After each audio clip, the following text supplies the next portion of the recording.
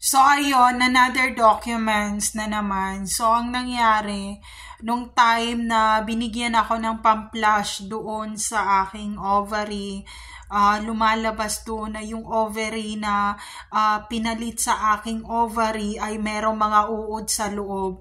But it's already flush out kasi binigyan ako ng OB ng pang-flush nung mga uod sa ovary, and namatay naman silang lahat kasi naka 500,000 ako para lang i-cleanse yung mga ovary na yon na nilipat or pinalitan nila ng ovary na binigay nila doon sa babae na yun para lang siya ay magkaanak kasi nagkaroon ng cancer ang kabila niyang ovary, and yung kanyang kabilang ovary naman ay gumagana pa, kaya kinuha yung aking ovary na gumagana at in-extend doon sa kanyang ovary, at yung kanyang ovary naman na kumbaga nalagyan ng uod at yun ay inuuod na at yun ay cancer na, nag-cancerous kasi may uod doon na kumbaga bumahay doon sa ovary niya, pero na-flash out lahat yun. 500,000 ang ginastos ko doon, and lagi ako pumupunta ng OV and take those medicine, ang mahal na medicine ko, and nawala naman siya. Kung ngayon pag nireregla ako, ngayon kasi malapit na ako mag-menopause, kung ngayon na nireregla ako, may mga uod pa ba? Wala na yung mga uod kasi na-flash out nung parang chlorine na medicine na ginamit sa akin na pang-flash out doon sa mga uod na yon, and na-flash out talaga siya, as in na-flash out, and uminom pa ako ng pampurga na para sa uod talaga, pampurga sa tiyan, pero wala akong bulati sa tiyan. Yung mga bulati na yung galing yun sa loob ng mattress, and imagine mo the whole mattress mo may bulati, pero dahil doon sa gamot na tinitik ko namamatay yung mga bulati. So yung pa yung isa, kasi tuwing nagkakaroon ako, nape-pregnant ako, namamatay ang baby kasi kinakain ng mga bulati sa loob ng ovary, yung mga sperm and egg cell na galing sa amin mag-asawa. Pag naipon doon, kinakain ng mga uod na yun. Kung alam ng asawa ko yun, hindi, kasi dahil doon sa country na pinuntahan ko, hindi pwede raw i-stress si mister, or hindi pwedeng sabihin kay mister na mamamatay na si misis. Parang ganun yung traditional nila and rules nila sa country na yon. So, saka ko na i-reveal kung anong country pag malapit na ako mamatay. So, ayun. Ngayon, dahan-dahan tayo kasi konti lang ang aking views and masasayang lang yung mga sasabihin ko. So, saka na lang yun. At least, alam natin ngayon na napupurga na si bulati sa ovary ni misis. Parang ganon. So, ngayon, pumupunta pa rin ako doon sa hospital, tapos sinasabihan ako ng asawa ko na, B, ba't lagi ka na pumupunta ng hospital? Kasi inaalis ko yung mga uod na yun. Nawala na siya, 14 years ago, nawala naman siya. Effective yung mga gamot sa OV talaga, nawala siya. So ngayon, dahil nga malaki na yung tiyan ko, 8 months na yung tiyan ko, nung time na yung parang inattack naman ako ng voice to skull, ng frequency ng Tesla sa loob ng condo sa Maitres. Kaya nakuna naman ako, and nadurog yung baby. Buo pa yung baby fetus eh.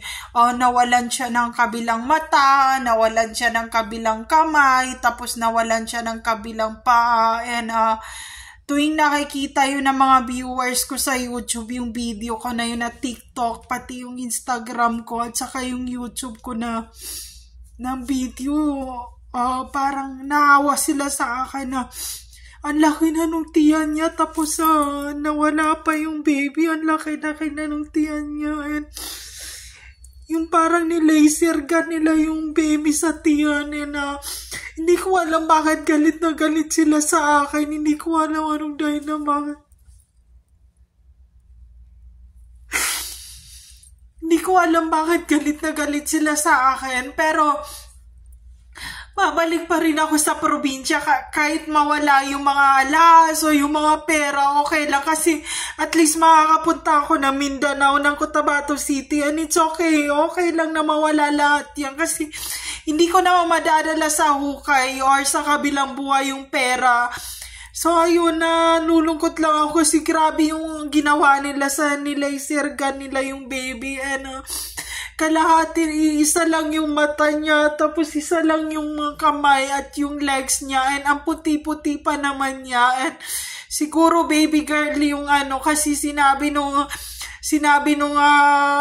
nag-ultrasound na baby girl raw yung namatay na yon na 1 year ago nang nakalipas, and maputi talaga siya. Siguro kung nabuhay siya, chinita siguro siya, and tuwang-tuwa pa naman yung doctor, sabi niya maganda siguro si baby girl kasi yung mami niya maganda na rin pero nakaedad na ang mami, ganyan-ganyan. Tapos ayun, siguro nainggit si Singaporean na na Marine sa awang, si Jack, si Rakitera. Si Rakitera ang naging kalibin ni James sa ibang bansa. Siya si Jack, siya si Rakitera ng Love Radio, kung alam niyo yun. 'Di ba? Nagkaroon din ng issue kay Gina Roses yon. Shout out to Gina Roses, yung tausog din na taga Basilan na kapatid ni Jack, si Gina Roses ng Basilan ng Zamboanga. Magkapatid sila, pero kung ano yung lalaki ni Gina Roses, kinukuha rin ni Jack na Rakitera. And ako talagang ayaw ni Jack talaga. Ayaw niya ako. Kung si Jack ay aswang, balbal na si Jack ng Love Radio, ng Rakitera, kaya lagi na lang siya nagpapa-inject ng ilong kasi lagi napapango ang ilong niya, and aswang na siya, and ako talagang gusto niyang saktan. Siya ang nakalibin ni James sa ibang bansa, na ultimo yung anak nila na surrogate ay nire-rape nila at kinakain nilang puki, and pati si Hiro, si Gabi, ni-rape din nila, and dahil pedophiles din si Richelle, hi and hello na rin siya kay Rakitera na kapatid ni Gina Roses. So ayun, hindi ako si Gina Roses at si Rakitera, naging jowa nila si Suwer na rapper.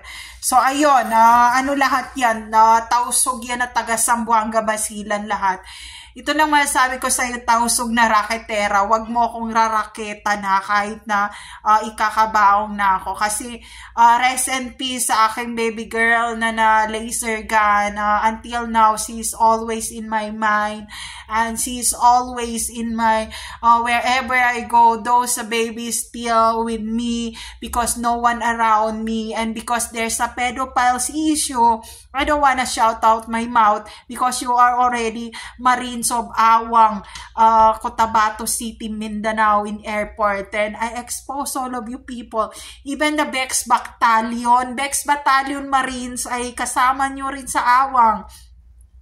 So ayun, wag ako ang gawin mong tanga. Wag ako ang gawin mong tanga. Hindi ako lalaban kung wala akong pinaglalaban, and hindi mo nyo makukuha ang university issue ko.